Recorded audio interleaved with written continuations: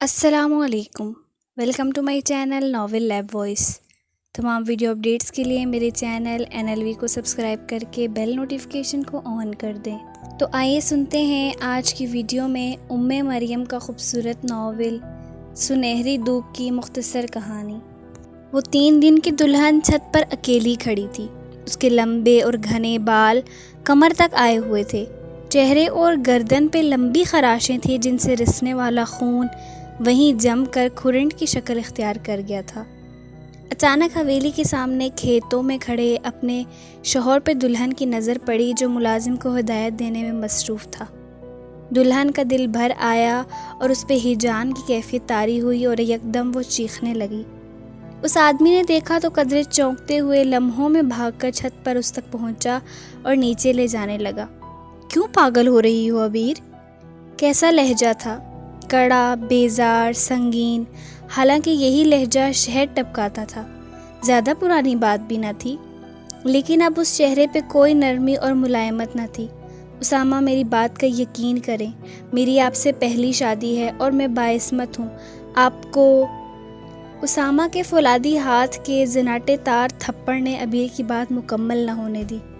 عبیر نے گنگ ہوتی پھٹی آنکھوں سے اسے دیکھا۔ وہ کچھ بول نہ سکی۔ عبیرہ کی والدہ فریدہ بیگم کا اپنی والدین کی ڈھیروں ڈھیر اولاد میں آخری نمبر تھا۔ ایسی اولاد کو یا تو ڈھیروں پیار ملتا ہے یا محبت توجہ میں بھی آخری نمبر ہوتا ہے۔ فریدہ بیگم کے ساتھ دوسرا معاملہ تھا۔ جوتے، کپڑے، یہاں تک کتابیں بھی سب بڑے بہن بھائیوں کی استعمال شدہ ملی تھیں۔ خواہشات کی بے مائگی اور تشنگی نے ان کے اندر کیسی باغی سوچیں جنم دیں، کبھی والدین کو اندازہ نہ ہو سکا اور فریدہ بیاہ کر اگلے گھر سدھار گئیں جو والدین کے گھر سے زیادہ مختلف نہ تھا۔ اس لیے فریدہ نے اپنے بل بوتے پر حالات بدلنے کی ٹھان لی۔ خوبصورتی پاس تھی، ناز و ادا سے آراستہ حسن سج سنور کے میدان میں اتری تو قدردانوں کی کمی نہ ہوئی۔ کہتے ہیں گناہ خوشبو کی طرح ہوتا ہے، پھیلنے سے روکا نہیں جا سکتا۔ فریدہ کے سسرال میں بھی پہلے چہ گوئیاں ہوئیں اور پھر منہ پہ کھل کے جھگڑے، مگر فریدہ شرمندہ ہونے والوں میں سے ہوتی تو یہ سب کیوں کرتی؟ اس لیے شوہر نے شرافت کا اظہار طلاق کی صورت کیا۔ فریدہ بیگم نے سسرال سے جمع پونجی سمیٹی وہ بیٹیاں تھیں جو شکل و صورت میں ماں پر تھیں اور ان کے مستقبل اور عیش و عشرت کا ذریعہ بھی۔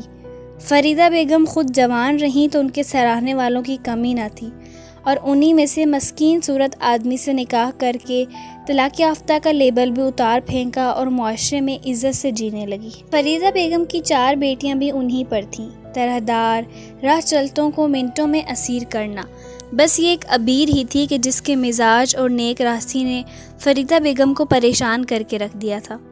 فریدہ بیگم نے زبردستی کے بجائے اسے پیار سے باندھا تھا، مگر عبیر انہیں کوئی لفٹ نہ کرواتی تھی۔ پڑھائی کرنے کی غرض سے وہ ہاسٹل میں رہتی اور فریدہ بیگم کو ہاسٹل بھی نہ آنے دیتی، بہنوں سے بھی خاص نہ بنتی۔ عبیر نے اپنی ہی دنیا بسائی تھی۔ کچھ سالوں سے فریدہ بیگم نے انداز بدل کر مہذب ہونے کا بحروب برا۔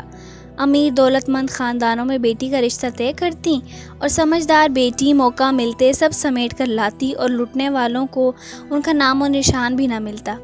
عبیر کی اسامہ سے ملاقات ایک پارٹی میں ہوئی تھی جہاں وہ اپنی موم کے اصرار اور اس دھمکی پر گئی تھی کہ اگر میری یہ بات نہ مانی تو آج رات ہی تمہیں گاہک کے حوالے کر دوں گی۔ اور عزت کی حفاظت کے لیے عبیر اس پارٹی میں آئی جہاں اسامہ نے عبیر کو پہلی بار دیکھا۔ معصوم گھبرائی سی عبیر اسامہ کو بہت پسند آئی اور اس نے رشتہ بھیج دیا جسے فریدہ بیگم نے بہت خوشی کے باوجود بظاہر پس و پیش سے قبول کیا تھا۔ فریدہ بیگم کا مقصد صرف اسامہ کو لوٹنے کا تھا، مگر عبیر نے سوچ لیا تھا کہ وہ اسامہ کو سچ بتا کر اپنا تحفظ مانگے گی۔ لیکن پہلی رات اسامہ کی محبت اور دی عزت، گھبراہٹ اور ڈر کے مارے عبیر کچھ نہ کہہ پائی۔ اگلے دن رسم کے مطابق اسامہ عبیر کو فریدہ بیگم سے ملوانے لے جاتا ہے۔ عبیر کو کوئی دلچسپی نہ تھی مگر مجبوراً خاموش رہی۔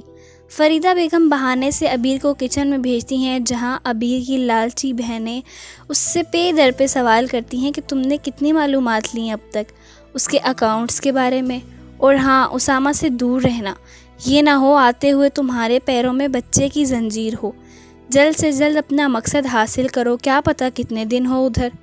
بہنوں کی باتوں پر ابیر نے کوئی جواب نہ دیا اور سپاٹ لہجے میں چائے کا کہہ کر کچن سے نکل آئی، مگر باہر کھڑے اسامہ کو دیکھ ابیر کو لگا زمین پیروں سے کھینچ لی گئی ہے۔ کچن کے باہر اسامہ کو موجود پا کر ابیر کی تو روح قبض ہو گئی۔ اسامہ ابیر کو واپس لے کر آیا تو وحشی اور جنونی انسان تھا جو ابیر کے سچ پر اسے تشدد کا نشانہ بناتا رہا۔ ابیر کے دل و دماغ پر مجرمانہ بوجھ تھا، اس لیے اس نے تمام سچائی اسامہ کو بتا دی، مگر ساری بات سن کر ابیر کو صفائی کا موقع نہ دیا۔ ابیر بے قصور ہو کر بھی اسامہ کے عتاب کا نشانہ بنی۔ اسامہ ابیر کو گاؤں کی حویلی لے آتا ہے جہاں کمرے میں ہر سہولت تھی، مگر باہر کی دنیا سے ابیر کا کوئی رابطہ نہ تھا۔ ابیر مطمئن تھی کہ اس کی آبرو محفوظ ہے، اس لیے یہ قید اسے قید نہ لگتی تھی۔ دوسری طرف اسامہ نے پولیس کی مدد سے ابیر کی ماں اور بہنوں کو جیل پہنچا دیا، لیکن اسے کچھ دن کے لیے بزنس کے سلسلے میں ملک سے باہر جانا پڑا اور نہ چاہتے ہوئے بھی اسامہ کا قیام طویل ہو گیا۔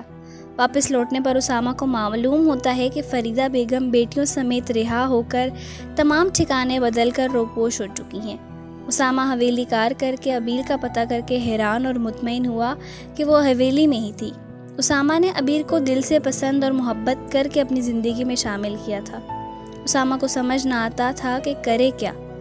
ایک طرف ابیر کے متعلق تمام باتیں جو سخت ناگوار تھیں، اور دوسری طرف ابیر کا رویہ اور انداز جس سے کسی طور نہ لگتا تھا کہ وہ اس قید سے تنگ تھی، بلکہ وہ مطمئن اور پرسکون نظر آتی۔ بالآخر اسامہ ایک آخری آزمائش کے تحت ابیر سے کہتا ہے کہ میں تمہیں مزید برداشت نہیں کر سکتا۔ تب ابیر اسامہ کے قدموں سے لپٹ کر روتے ہوئے التجا کرتی ہے کہ میں آپ سے کچھ نہیں مانگوں گی، بس مجھ سے اپنا نام اور یہ ٹھکانہ نہ چھینیے۔ اسامہ چپ چاپ لوٹ آتا ہے کہ ابیر یہ آخری آزمائش میں بھی کھری اتری تھی۔ اسامہ کی والدہ کو بھی سب معلوم ہو چکا تھا کہ ان کے ساتھ کیا ہوا ہے، لہٰذا وہ سخت تیش میں حویلی جاتی ہیں اور ابیر کو بری طرح سے مارا اور ایک ملازمہ کی حیثیت سے رہنے کو جگہ دی، وہ بھی احسان کرتے ہوئے۔ ابیر امید سے تھی، اسامہ بھی جان چکا تھا، مگر ابیر کو ملازمہ بننے میں بھی اعتراض نہ تھا کہ وہ یہاں محفوظ تھی۔ ابیر کے اچھے رویے کی وجہ سے تمام ملازمین اسے مالک کا ہی درجہ دیتے اور ابیر شرمندہ ہو کر رہ جاتی۔ رمضان کا مبارک مہینہ چل رہا تھا اور ابیر افطار خود تیار کیا کرتی تھی۔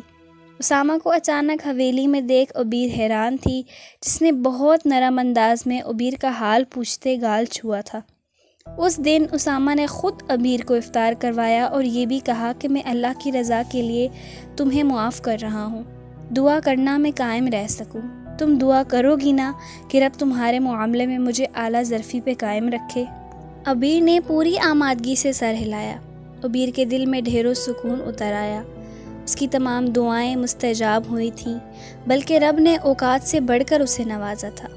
عید میں تو کچھ دن باقی تھے، مگر ابیر کو ابھی سے عید کی خوشخبری مل چکی تھی۔ گپ اندھیرا چھٹا تو سنہری دھوپ نے ہر سمت روشنی پھیلا دی تھی۔